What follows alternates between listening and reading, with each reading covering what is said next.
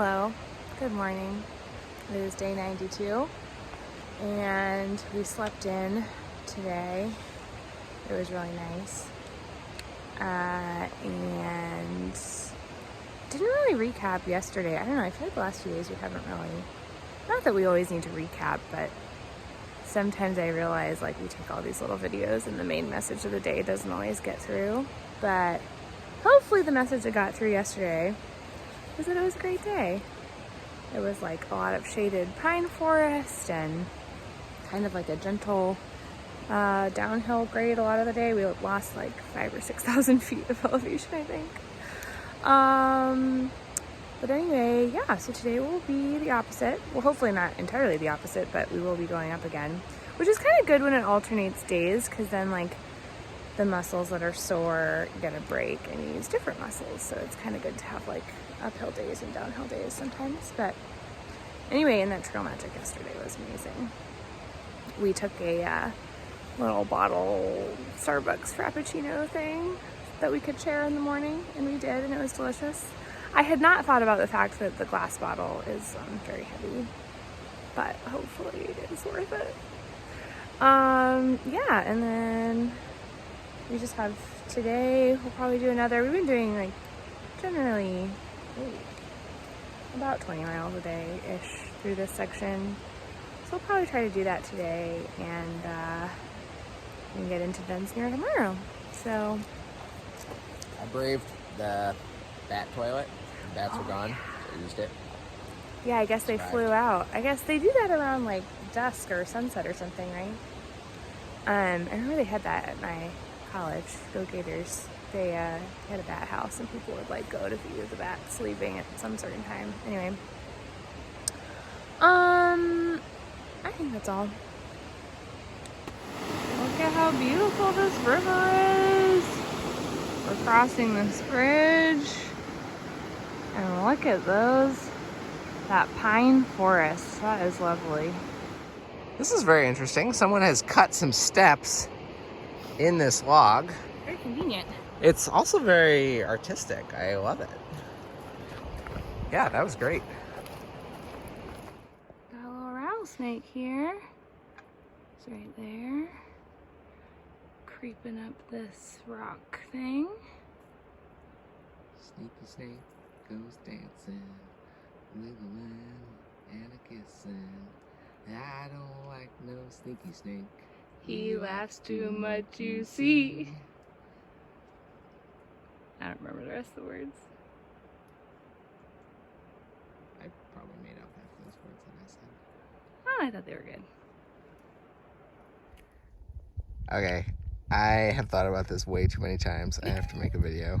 This is insane. Pamela put this sticker on her water bottle, and it looks like Smokey the Bear is coming through time and space to break matches over his knee and stop forest fires.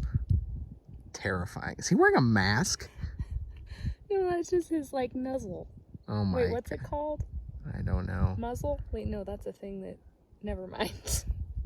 Oh my god, this is so terrifying, especially now that it's beat up too. Also, this sticker was free from the fire, or the Smokey the Bear stand at the Wrightwood, like, community fire day or something. It's very low quality, which is why it's rubbing off so quickly. But he's coming for you. You can't hide. He'll come through time and space. He's not bound by physics. Don't start forest fires. He will find you. We have just gotten onto a defunct old road, which the trail is on, and Pamela is loving it. Very easy walking. It's very nice. Yeah. So the Forest Service, or somebody, has done a lot of good down tree management around here, and some trail work. The sap sparkles in the sun. That is gorgeous. Wow. It's beautiful. There it is.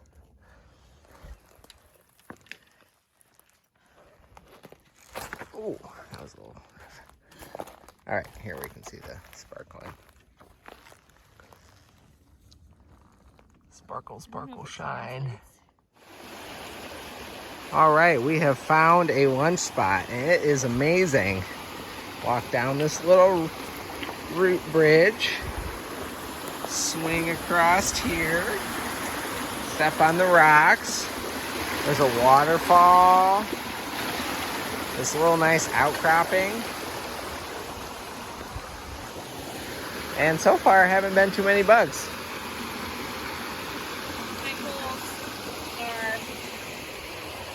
Poles are in quarantine after possible poison oak exposure. There's been a ton of poison oak in this section.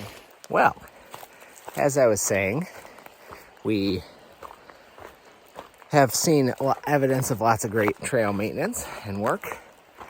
And we actually came across a trail crew that was with AmeriCorps that's working with the PCTA to work on the trail.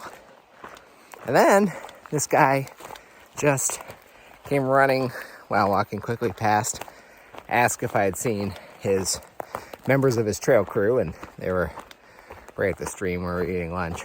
And he says, I pinched my bar. I need their handsaw. And not knowing much about lumberjacking, chainsaws, really sawing in general, I'm very curious if I will see evidence and an explanation of what pinching a bar means. Very curious. All right, here is the equipment, and here is the pinched bar. I imagine it would be something like this, but I actually just imagined the chainsaw being stuck in there. But it doesn't seem to be the case.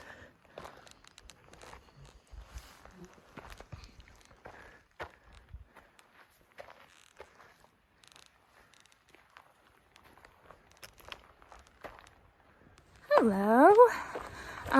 Just wanted to give a little update. I don't know if Henry filmed this earlier, but there are, you hear it in the background. There are some AmeriCorps people on the trail that are working with the PCTA to do a bunch of trail maintenance, which is just like so kind. And you can hear the chainsaw in the background. A lot of them just have like hand clippers and stuff like that, but there are some real big trees. So now we know who's doing all this wonderful, step work and all that kind of stuff. Yeah, anyway, we just had lunch at like one of the best lunch spots we've ever had. And I told Henry to go ahead because in a little bit over 3 miles, we're getting to a creek. The guy who organizes the trail magic that we did yesterday said that today he was going to be under the bridge there reading, and that he would have some additional magic, reportedly cold drinks. So if that pans out, sorry, I thought I heard somebody behind me. Make sure I didn't need to let somebody pass. If that pans out, that would be great. As we said, you never want to get your hopes up too much for trail magic, but it would be fun if that worked out. But also at that creek, there's like a swimming hole, and I think I've said this before, I'm not huge in swimming in like lakes and rivers and stuff. And it's okay. I'm really more of a pool gal. I'll swim in the ocean. I like swimming in the ocean, but pools, hot tubs are really more my speed. Anyway, I'll put my feet in the river or whatever, but Henry was very excited about the swimming hole. And so I told him to just go ahead because I don't know how long the trail magic was going to be there. And since I'm not swimming, he's probably going to want to stay there longer anyway. So I told him to go ahead and I would meet him there. So that's what we're doing right now. We do have contingency plans if I get lost, or he gets lost theoretically, but I must admit I'm probably more likely to get lost. Lost isn't really the right word. I just sometimes don't pay attention to signs. It's not like I can't get unlost. Like, I know how to use a map. I just, Anyway. Let's see. Oh, the other thing, this is now a few days old, but I did want to follow up on my Taylor Swift listen through. I feel like I could really go on about this, but I'm really just going to give you give you the basics here. If anyone has any further specific follow-up questions, I'd be happy to answer. But my summary is, it was lovely. It was great to listen to all the albums through. I certainly have listened to her older music a lot more than I would say the albums since like probably 2020, which I think 2020 was, I should know this, Folklore, I think came out in 2020. And then since then there's been Evermore and Midnights, and I think that's it. Anyway, so I wasn't like as familiar with those albums. And yeah, they were all really good. Definitely some standouts in there, as is always going to be the case. Certainly some duds. I mean, they're not all winners, but a lot of good stuff. Some of the lyrics, man, just they just hit. I'm trying to think of like my favorite Taylor Swift lyric. Maybe I'll think about that and let you know. Oh, this one came to mind. So casually cruel in the name of being honest. I mean, tell me you have not experienced that before. So relatable. Anyway, a lot of good lyrics in there, but wanted to share favorite and least favorite albums. So favorite, it's hard. There are a lot of good contenders, but I think if I had to pick one, it has to be Red. It has to be Red. It's just, it has the most of everything that I love about Taylor Swift, and for that reason I love it.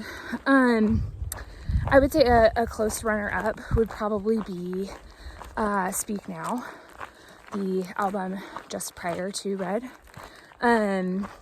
But really a lot of great contenders, and yeah, really good stuff. Least favorite, probably Reputation. And I don't know if that's completely fair because, you know, on the one hand, there are several good songs on Reputation. The last one, I think it's called New Year's Day or something like that. I've also listened to Reputation much less than like the other albums. Well, I guess it was just Lover that was in between those. Anyway, I've listened to Lover a lot, but I don't know if it's totally fair because there are a good number of songs in there that I do genuinely like. I think what I don't like about the album as a whole is just that it really, she said it herself best in whatever song that was. The old Taylor's dead. Something to that effect. Anyway. Oh, she can't come to the phone right now. Why? Because she's dead. Okay. Anyway. So that's that. So I think it's just that the album kind of like marked the transition. And I was like, man, I don't think I'm about this.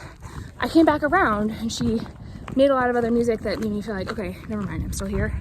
But I don't think I was ever here like in quite the same way after Reputation. So anyway, maybe that just makes me old. That's probably the case. But so that's probably my least favorite. But if I actually went through like the songs that I like and don't like, I don't know if that would still be the case. I think it probably would. I'm not like a huge fan of Midnights, I will say. But again, I've really only listened to it like 2 times, so it might just be, I might just need to listen to it more.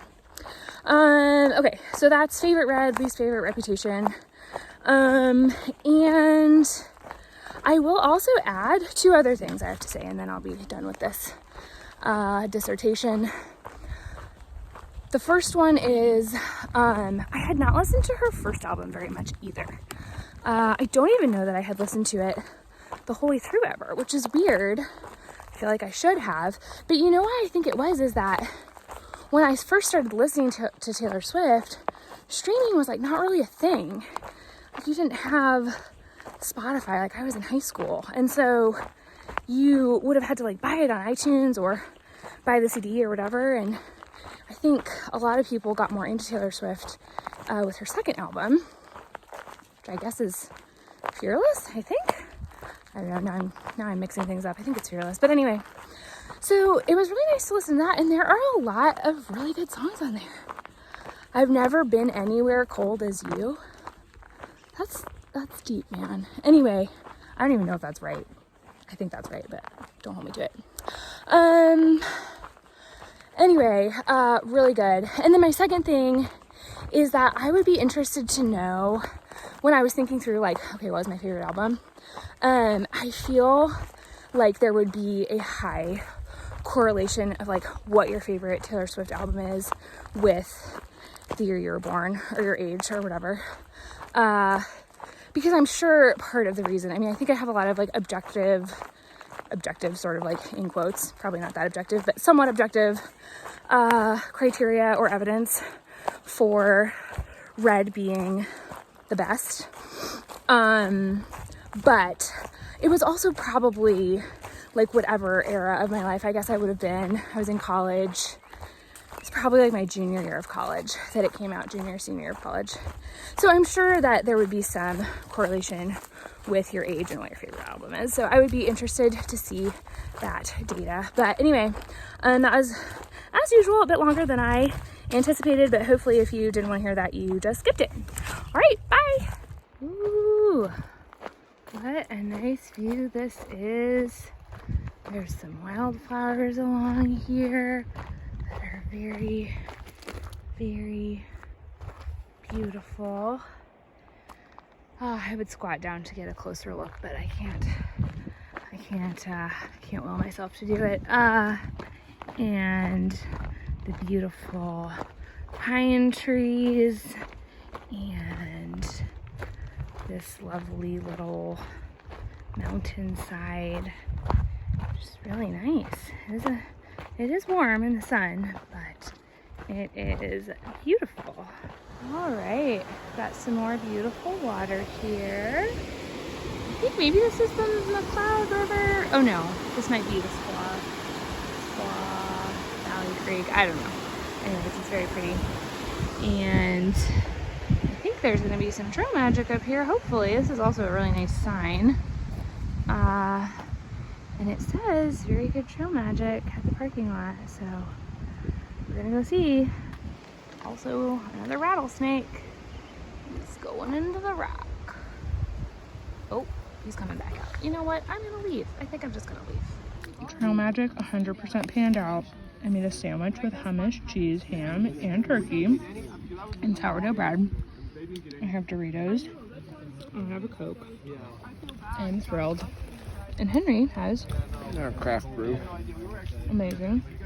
And hummus on bread. Did you already eat something else? Bag of chips. Some Andy's mints. Andy's mints. Wow. That's amazing. Alright, we enjoyed our trail magic. We just filled up on some water from this beauty. Henry's just reading for a few minutes while I finish collecting my water. And we're gonna head to camp. We have about 5 miles and 2,000 feet up. Some down too. Maybe like 5 down. And there, right there, is the rope swing that Henry went off of. It is a little close to the water, so it said it was a little difficult. Wasn't the greatest rope swing I've ever done. Was it refreshing? It was very refreshing. Okay. Very refreshing. All right, we're making our way through the uphill, and there's a really nice view of Shasta. It's kind of hazy, but really beautiful. Some lovely pine trees, and yeah, we're doing good. I know this segment is going to be very boring for 99% of people, but I absolutely love finding old roads in the forest. I just think they're so cool, because sometimes they're kind of hidden, but there's just something about them. Yeah, that is an old road. That one's pretty obvious, and most are, but I think it's very fun.